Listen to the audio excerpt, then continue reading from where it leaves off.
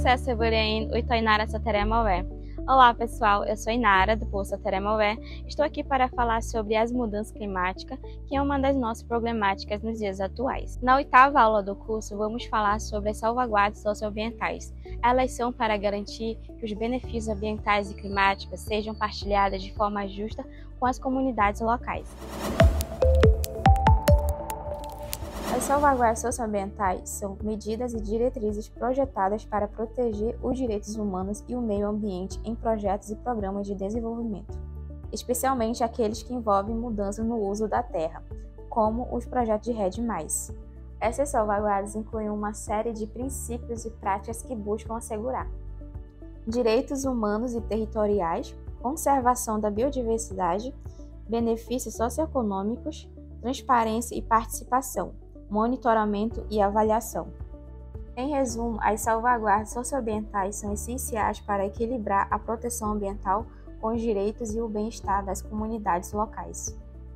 Elas asseguram que os projetos de conservação, como o de REDD+, sejam conduzidos de maneira ética e sustentável, beneficiando tanto o meio ambiente quanto as pessoas que dele dependem. As salvaguardas de Cancún foram estabelecidas durante a 16ª Conferência do Clima das Nações Unidas, a COP16, realizada em Cancún, México, no ano de 2010. Essas salvaguardas foram criadas para assegurar que as atividades de REDD+, sejam implementadas de maneira social e ambientalmente responsável. Antes de Cancún, havia uma crescente preocupação sobre os possíveis impactos negativos das atividades de REDD+, nas comunidades locais e nos ecossistemas. As salvaguardas de Cancún surgiram para tratar dessas preocupações, garantindo que os projetos de REDD+, promovam benefícios sociais e ambientais, além de reduzir as emissões de gases de efeito estufa. Elas foram um marco importante para integrar considerações sociais e ambientais nas políticas climáticas globais. Depois de saber a definição e um pouco da história das salvaguardas socioambientais, vamos falar um pouco mais sobre as diretrizes e os seus princípios. As salvaguardas de Cancún incluem uma série de princípios e diretrizes que devem ser seguidos em todos os projetos de REDD+.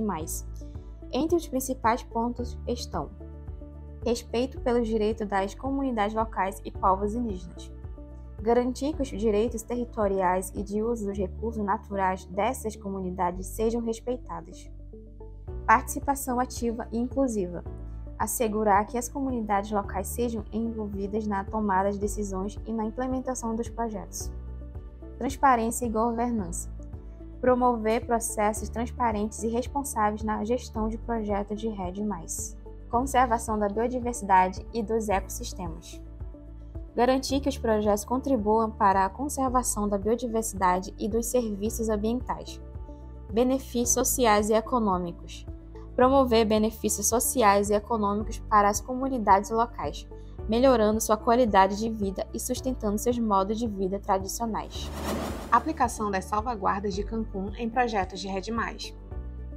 Em projetos de REDD+, na Amazônia, as salvaguardas de Cancún são aplicadas da seguinte forma: em consultas públicas, as comunidades locais são consultadas sobre o planejamento e a implementação dos projetos, garantindo o seu consentimento livre, prévio e informado. Monitoramento e avaliação. Sistemas robustos de monitoramento e avaliação são implementados para garantir que os impactos sociais e ambientais sejam continuamente avaliados e que as salvaguardas sejam respeitadas. Transparência. Informações sobre os projetos devem ser disponibilizadas publicamente, permitindo que as comunidades e outras partes interessadas acompanhem o progresso e os resultados. Acesse o material complementar dessa aula e saiba o que é e como funciona o sistema de informações sobre salvaguardas REDD+, do Brasil. Para falar sobre isso, vamos chamar o Vitor Salviati. Ele é biólogo e trabalha na Fundação Amazônia Sustentável. Dentro do mecanismo de REDD, a gente tem 3 blocos de indicadores que, como o nome já diz, indicam a evolução daquele projeto ou programa.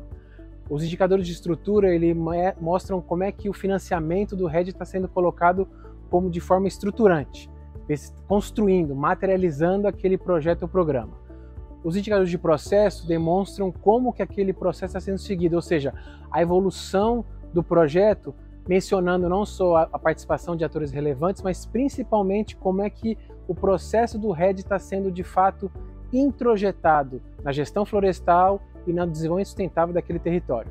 E por fim, o indicador de resultado nada mais é do que o indicador que traz a redução de emissão por desmatamento e degradação, que é a sigla do REDD, ou seja, aquilo que vai me trazer no final do dia o resultado esperado, que é um planeta equilibrado, florestas crescendo e populações tradicionais e povos indígenas vivendo na floresta. Veja agora uma tabela com exemplo de cada tipo de indicador em um projeto de REDD+.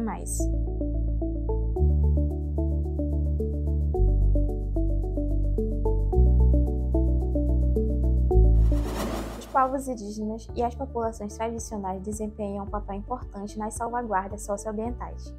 Eles são os guardiões tradicionais da floresta e possuem um conhecimento vasto sobre a biodiversidade e modo de vida sustentável.